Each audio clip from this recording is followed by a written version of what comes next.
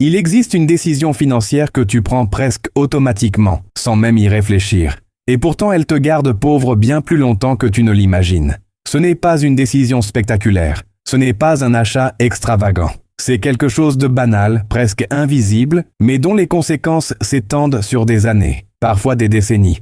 Et le plus troublant, c'est que la majorité des gens la prennent en pensant qu'ils font exactement ce qu'il faut. Avant d'aller plus loin, prends une seconde. Si ce genre de sujet t'aide à mieux comprendre l'argent, à réduire ton stress financier et à reprendre le contrôle sur tes décisions, pense à t'abonner à la chaîne et à laisser un like. Ça aide énormément le contenu à continuer d'exister. Et surtout, ça permet à plus de personnes de voir ce que personne ne leur explique vraiment sur l'argent. Tu connais probablement ce sentiment. Tu travailles, tu gagnes de l'argent, tu fais de ton mieux pour gérer ton budget. Et malgré tout, tu as l'impression de ne jamais vraiment avancer. Les mois passent, les années passent, et la situation semble toujours plus ou moins la même. Tu n'es pas dans le chaos total, mais tu n'es jamais vraiment en sécurité non plus. Juste assez à l'aise pour continuer, pas assez stable pour respirer. Cette sensation n'est pas le fruit du hasard. Elle n'est pas non plus liée uniquement à ton revenu. Beaucoup de personnes gagnent correctement leur vie, et restent pourtant coincées dans ce même état pendant très longtemps. Le problème n'est pas combien tu gagnes. Le problème, c'est la décision que tu prends avec cet argent dès qu'il arrive sur ton compte. Avant d'aller plus loin, laisse-moi te poser une question simple. Quand ton salaire arrive, quelle est ta priorité immédiate? Payer ce qu'il faut payer, évidemment. Mais après ça, est-ce que tu te demandes comment te protéger pour l'avenir ou comment rendre ton présent plus confortable? Cette distinction paraît anodine, mais elle change absolument tout. La plupart des gens font le même choix encore et encore. Ils choisissent le confort immédiat. Pas parce qu'ils sont irresponsables, mais parce qu'ils sont fatigués. Fatigués de se restreindre, fatigués d'attendre. Fatigués d'avoir l'impression que la vie est toujours plus chère, plus exigeante, plus stressante.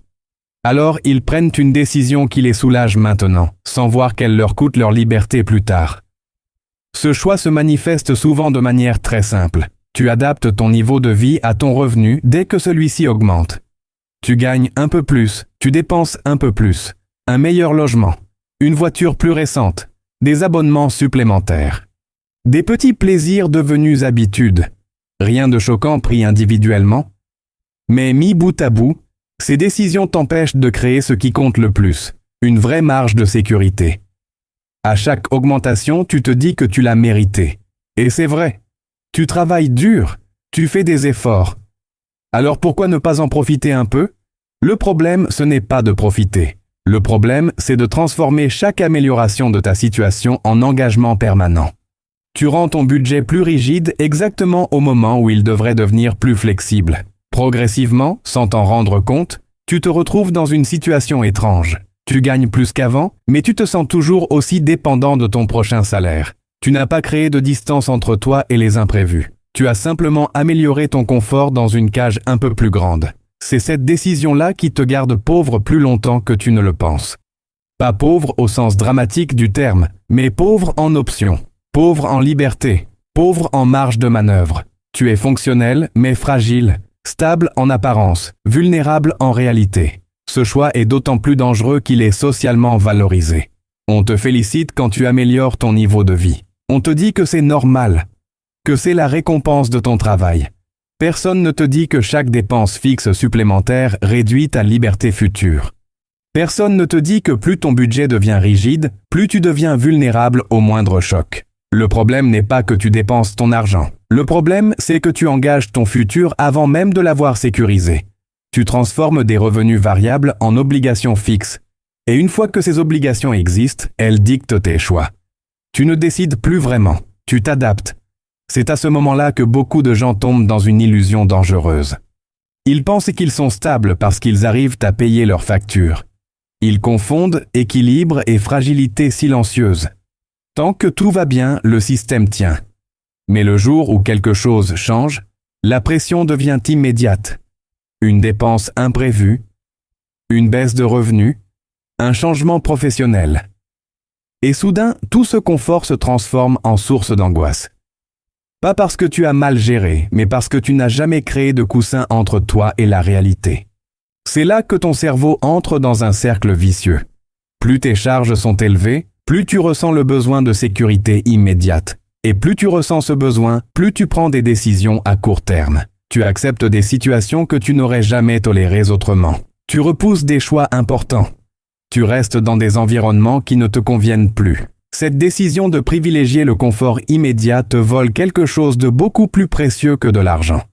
Elle te vole du temps, elle te vole de la flexibilité, elle te vole la capacité de dire non. Et sans cette capacité, il est presque impossible de construire une trajectoire solide. Beaucoup de gens pensent que leur problème est le manque de discipline. En réalité, leur problème est le manque de marge. La discipline sans marge devient de la survie. La discipline avec marge devient de la stratégie.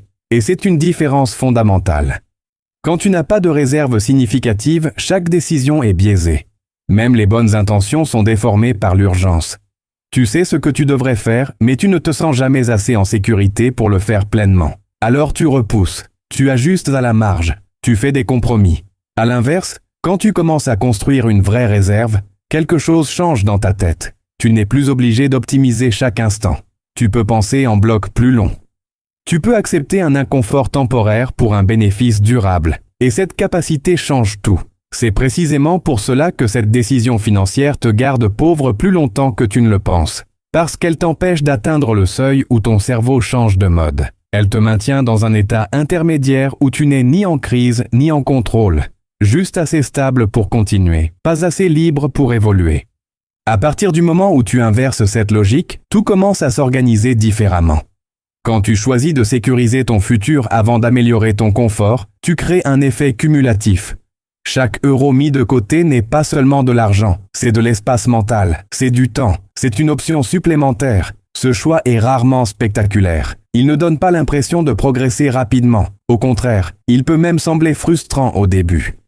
Tu vois ton entourage profiter, consommer, améliorer son quotidien pendant que toi, tu ralentis volontairement. Et sans une compréhension claire de ce que tu fais, il est facile de douter. Mais ce ralentissement apparent est en réalité une préparation.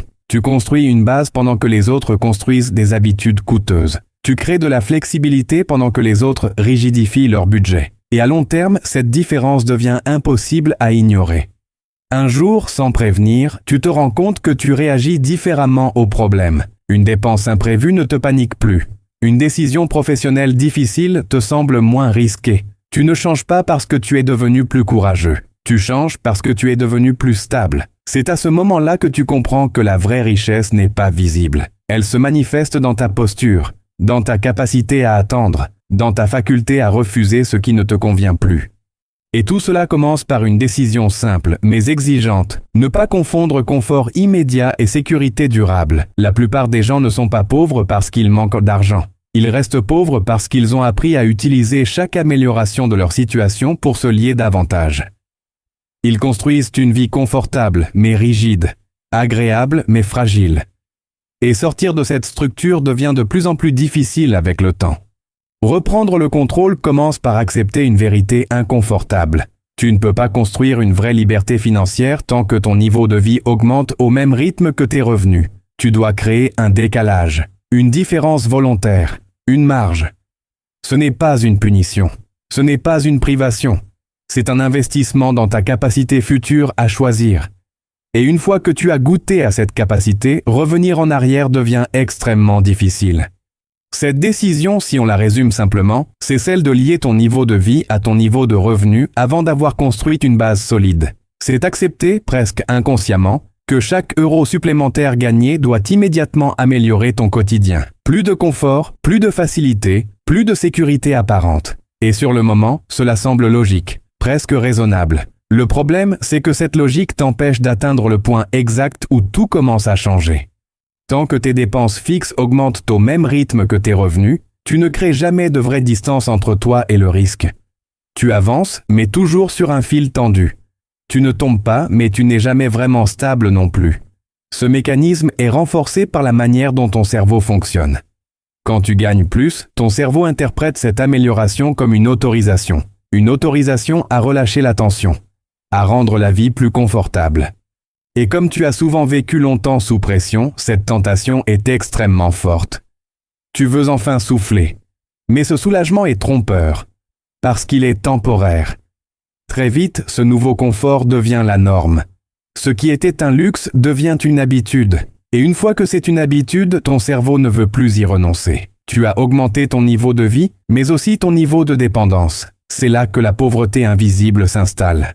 Pas une pauvreté spectaculaire, mais une pauvreté structurelle. Tu gagnes assez pour fonctionner, mais pas assez pour t'arrêter. Pas assez pour changer de direction. Pas assez pour absorber un choc sans stress. Tu es pris dans une dynamique où chaque amélioration te rend paradoxalement plus fragile. À ce stade, beaucoup de gens pensaient que la solution est de gagner encore plus. Plus de revenus, une meilleure situation, une promotion, un nouveau projet. Et bien sûr, augmenter ses revenus est une bonne chose. Mais si la structure reste la même, le résultat ne change pas. Tu montes d'un étage dans la même cage. C'est pour cela que certaines personnes gagnent très bien leur vie et restent pourtant profondément anxieuses vis-à-vis de l'argent. Leur problème n'est pas le montant qu'elles gagnent, mais l'absence de système, l'absence de priorisation claire entre sécurité future et confort présent. À l'inverse, ceux qui parviennent à sortir de ce cycle prennent une décision radicalement différente. Une décision contre-intuitive. Ils choisissent de geler volontairement leur niveau de vie pendant un certain temps, même quand leurs revenus augmentent. Pas pour se punir, pas pour se priver, mais pour créer un écart. Cet écart est la clé. C'est lui qui permet de construire une réserve, une vraie. Pas quelques centaines d'euros, mais une somme suffisamment importante pour changer ton état mental. Une somme qui te permet de respirer, de réfléchir, de choisir. Sans cet écart, tout reste théorique. Ce choix demande du courage, parce qu'il va à l'encontre de ce que la société valorise. Tu verras des gens autour de toi améliorer leur confort, afficher leur progression, se faire plaisir. Et toi, tu auras parfois l'impression de stagner. Alors qu'en réalité, tu es en train de préparer un basculement qu'ils n'atteindront peut-être jamais. Pendant cette phase, il est essentiel de comprendre ce que tu construis réellement. Tu ne construis pas seulement un compte d'épargne, tu construis une nouvelle relation à l'argent. Tu apprends à différer la gratification, à supporter un inconfort temporaire pour un bénéfice structurel. Et cette compétence est l'une des plus puissantes que tu puisses développer. Petit à petit, quelque chose change dans ta tête. Tu te rends compte que ton stress diminue, que tu penses plus clairement, que tu réagis moins impulsivement. Ce n'est pas parce que ta vie est devenue parfaite, c'est parce que tu as créé de la marge. Et la marge change tout. Avec cette marge, tu peux enfin penser en termes de trajectoire. Tu peux investir sans paniquer, tu peux envisager des changements professionnels sans peur immédiate. Tu peux refuser certaines opportunités sans avoir l'impression de te mettre en danger. Tu reprends le contrôle. C'est à ce moment-là que beaucoup de gens réalisent que la décision qu'ils prenaient depuis des années les maintenait dans un état de dépendance. Pas par manque d'intelligence, mais par manque de perspective. Ils confondaient progression et confort, alors que la vraie progression passe souvent par une phase de retenue volontaire. Ce qui est important de comprendre, c'est que cette phase n'est pas permanente. Elle a un objectif clair. Atteindre un seuil où ton cerveau change de mode, où tu passes de la survie à la construction. Une fois ce seuil atteint, tes choix deviennent beaucoup plus simples. Tu n'as plus besoin de te battre contre toi-même. Tu n'as plus besoin de forcer la discipline. Elle devient naturelle parce que tu vois enfin les résultats. Tu comprends que chaque euro mis de côté te rapproche d'une version de ta vie plus stable, plus libre, plus intentionnelle. À partir de là, améliorer ton niveau de vie redevient possible. Mais cette fois, tu le fais depuis une position de force. Tu choisis consciemment ce qui vaut la peine. Tu sais ce que tu sacrifies et ce que tu gagnes. Tu n'agis plus par fatigue ou par automatisme. C'est pour cela que cette décision financière est si dangereuse quand elle est prise trop tôt. Elle te vole le moment exact où tout pourrait changer. Elle te maintient juste en dessous du seuil critique. Assez confortable pour continuer. Trop fragile pour évoluer. Si tu veux sortir de ce cycle, la première étape n'est pas de gagner plus. C'est de décider différemment avec ce que tu gagnes déjà. Créer un décalage volontaire entre tes revenus et ton niveau de vie. Construire une base avant de chercher le confort. Ce n'est pas facile. Ce n'est pas populaire. Mais c'est efficace. Et surtout, c'est temporaire. Ce que tu construis pendant cette phase te servira pendant des décennies. Si tu te reconnais dans ce que tu viens d'entendre, c'est probablement que cette décision fait déjà partie de ta vie. Et la bonne nouvelle, c'est que tu peux la changer. Pas d'un coup, Pas brutalement, mais consciemment. Commence par observer. Par identifier où ton niveau de vie a augmenté sans que ta sécurité n'augmente réellement. Commence par créer de l'espace, même lentement.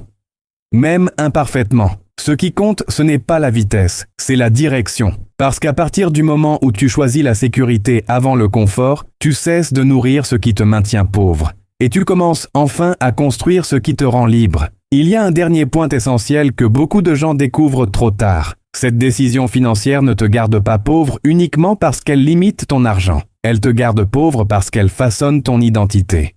À force de lier ton confort à ton revenu, tu finis par te voir comme quelqu'un qui a toujours besoin de plus pour se sentir en sécurité. Et cette perception devient une prison mentale. Quand tu vis ainsi, chaque amélioration de ta situation crée une nouvelle dépendance. Tu n'es jamais vraiment satisfait parce que ton cerveau s'habitue très vite au confort. Ce qui te semblait incroyable il y a 2 ans te paraît aujourd'hui normal, parfois même insuffisant.